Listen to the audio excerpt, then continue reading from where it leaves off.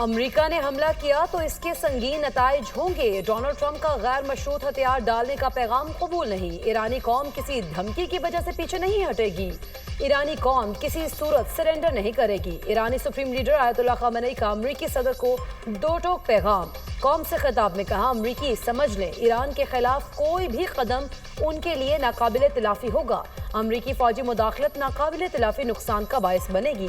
ایران پر حملہ کر کے اسرائیل نے بڑی غلطی کر دی۔ اسرائیل کو اس کے مجرمانہ اقدامات کی سزا ملے گی۔ اپنے شہیدوں کا خون کبھی نہیں بھولیں گے۔ ایران مسلط کردہ جنگ اور مسلط کردہ امن دونوں کے خلاف مضبوطی سے کھڑا ہوگا۔ ایرانی تاریخ سے لوگ باخبر ہیں۔ ایران دھمکیوں کا جواب کیسے دیتا ہے؟ فضائی حدود کی خلاف ورزیوں پر خاموش نہیں بیٹھیں گے۔ ایران کے اسرائیل پر ہائپرسونک اور فتح بند میزائل سے حملے، مزید 20 میزائل داغ دیے۔ تل ابیب، یروشلم، مقبوضہ بیت المقدس اور شیرون دھماکوں سے گونج اٹھے۔ آئرن ڈوم ایرانی میزائلوں کو روکنے میں ناکام۔ ایران کا اسرائیلی فضاؤں پر مکمل کنٹرول کا دعویٰ۔